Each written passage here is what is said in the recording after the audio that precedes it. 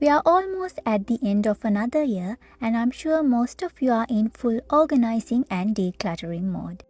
After making your donation pile, I have a small suggestion for you. Before you throw away your stuff, please first check if you can mend some of those small things. It will save your money and will also help to reduce the volume of textile landfills for this year. Now for myself, I found a few easily fixable projects and keep watching if you want to do the same before this year ends. Most of these fixes need hand sewing, so I got my regular hand needle which I'm using for my hand embroidery projects. Then you'll need threads to match with each of your projects. First, let's start by threading the hand needle and making a knot at the end. I'm using embroidery floss here, but you can use any thread you prefer. Cut a piece of thread, and because I'm using embroidery floss, I'm going to separate out one thread out of the 6. Before threading the needle, make a sharp cut at any of the 2 ends of the thread to ease the threading step.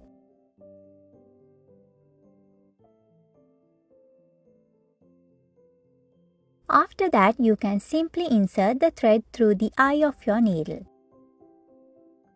I usually do double threading when it comes to do these kind of hand sewing projects, and for that, pull the thread in a way that both lengths are similar. Then make a single knot or several knots using the 2 ends of the thread. For that, you can make a small loop at the end and then move the thread end through the loop to make a knot. You can make extra 2 or more knots to make it into a stronger knot.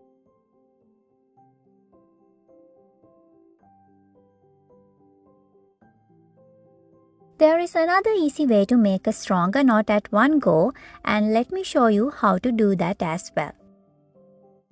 Even for that, make a sharp cut at one of the thread ends and then insert that end of the thread through the eye of your needle.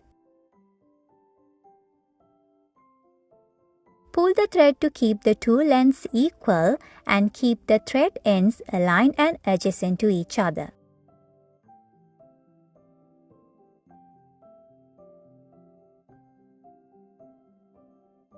Hold that from your one hand and hold the needle from the other. Now keep the 2 thread ends pointing towards the blunt end of the needle like this. Then holding that piece of thread to the needle, wrap the rest of the thread around the needle about 3 to 4 times. It depends how large you want the knot to be.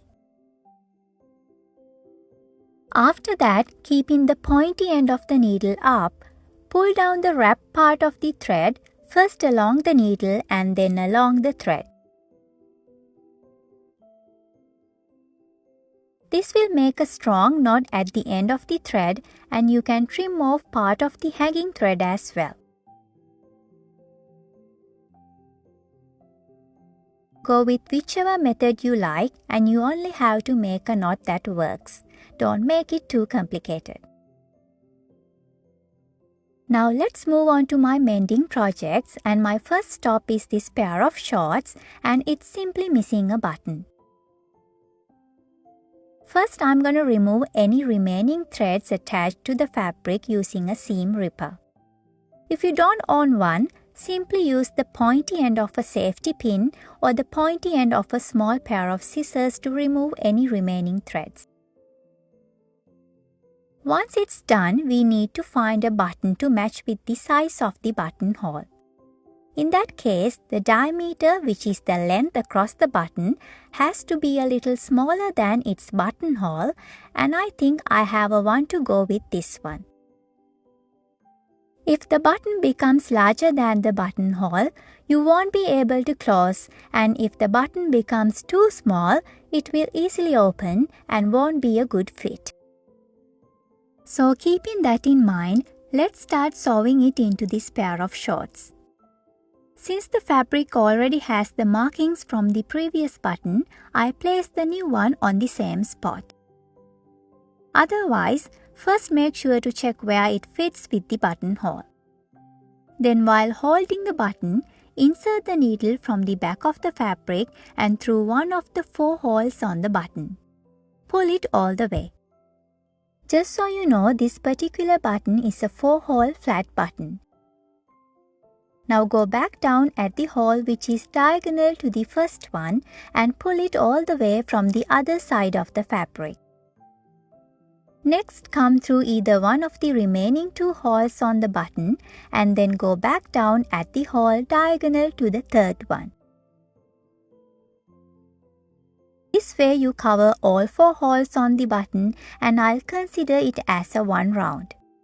Now repeat it several more rounds until the button is properly attached to the fabric. Missing a button is not a good enough reason to throw away a perfectly good garment. This small fix won't take more than a couple of minutes. So next time, don't make any excuses and try to fix it right away.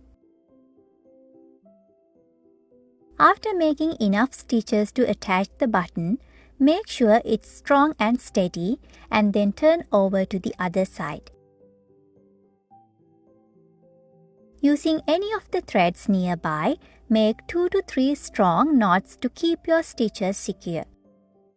I made 2 knots and now you can simply trim the thread short or you can insert the needle halfway in between the 2 fabric layers since this area of the garment has 2 layers. Then move the needle up through one of the fabric layers and pull it all the way.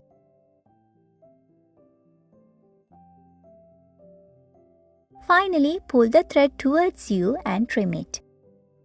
This way you will be able to hide away the remaining thread part nicely. With that done, this pair of shorts is all set to use again for another period of time. The zipper still works and now with this added button it's good as new.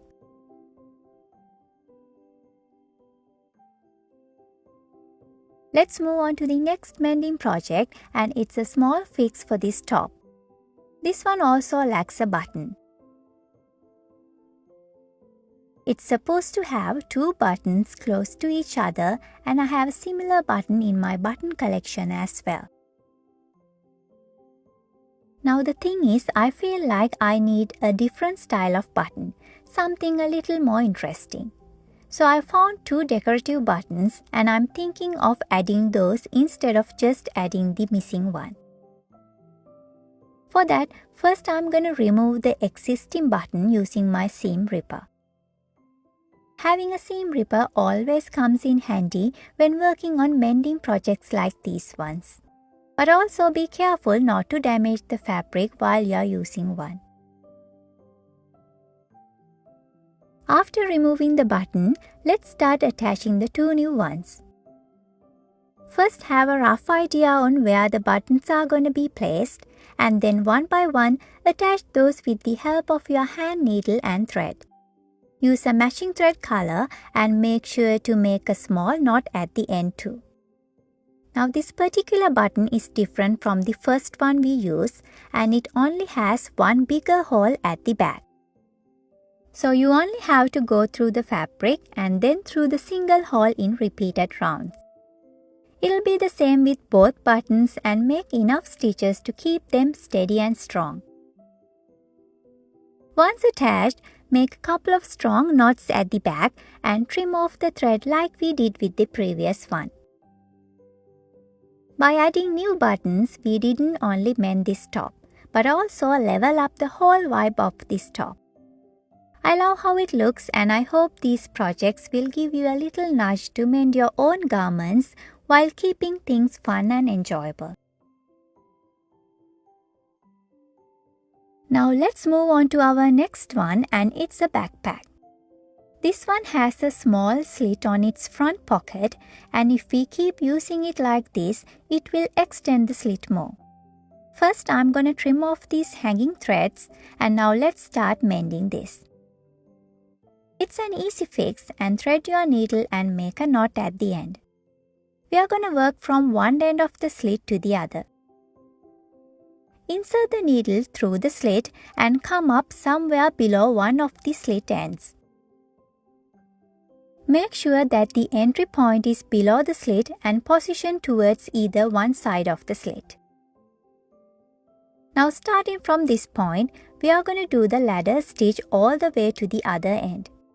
I'm not going to show all the details here since we have a separate tutorial on how to do the ladder stitch.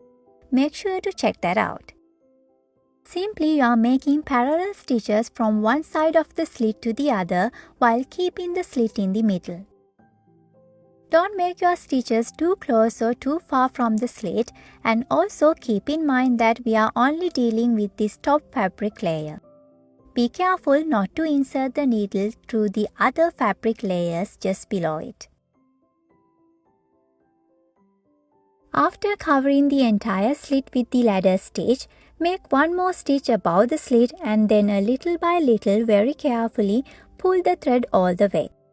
As you can see, it will close up the slit entirely, and after all these years, this still feels like magic to me. Ladder stitch is something you must learn if you are interested in learning how to hand sew. After closing up the slit, make 2 to 3 strong knots using your last stitch to securely keep this for more years to come.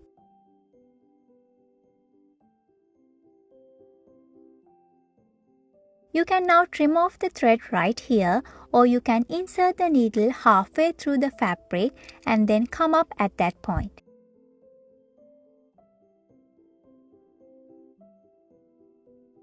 Finally, pull the thread towards you and trim it.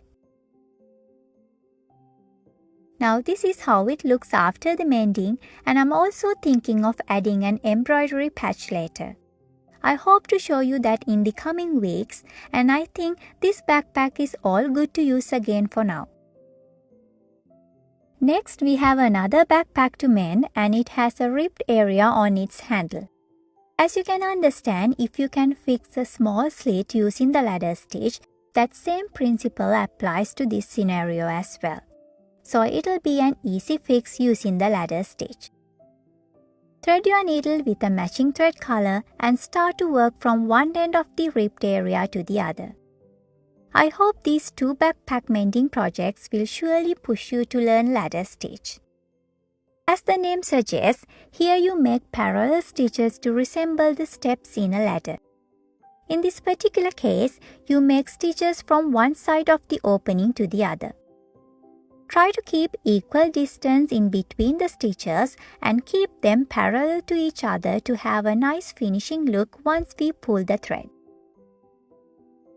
The difference between this project and the previous one is we have to cover a longer area here compared to the previous one.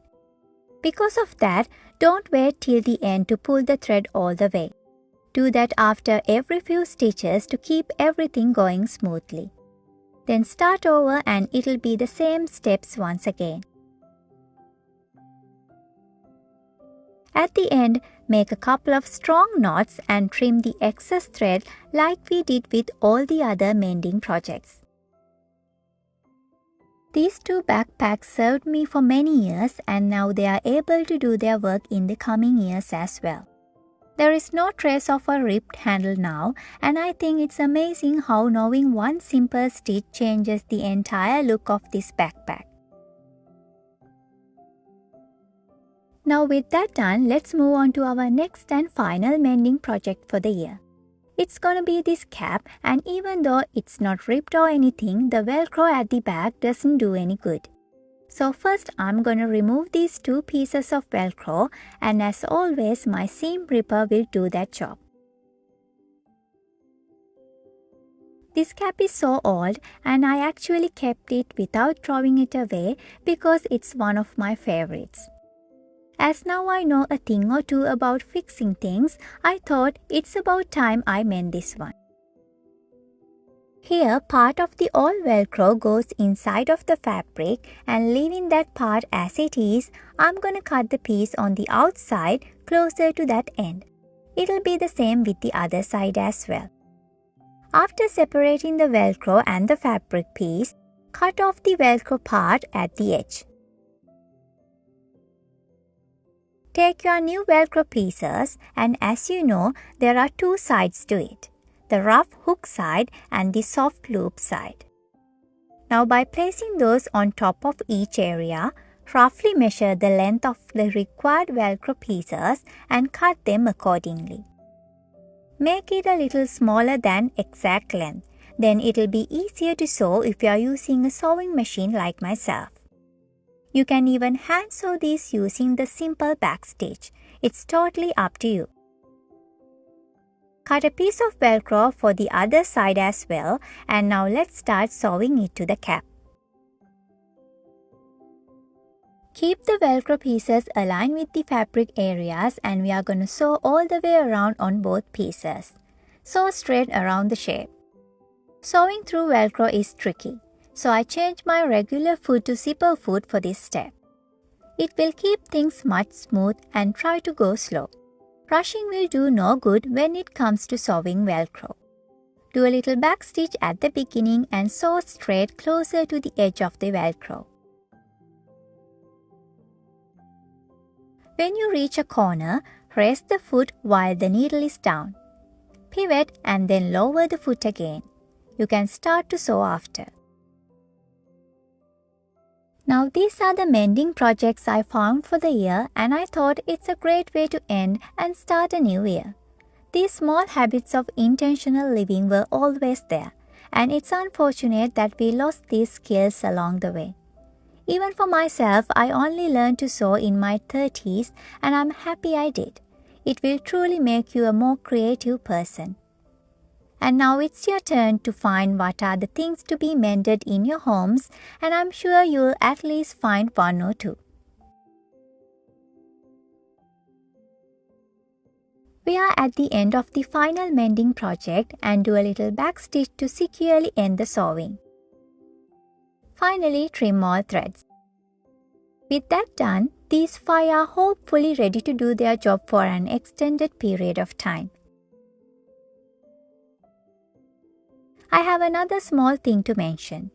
Before you throw things away, keep the buttons and working zippers for your future projects. Make the most out of your garments, and that's where most of my buttons come from. Now this will be my last video before Christmas, and I want to wish you all a Merry Christmas, and I hope you all have a good time with your loved ones. Let me know what are the things you are planning to mend, and this applies for everything, not just fabric related. Thank you so much for watching, and I'll join you in the next one.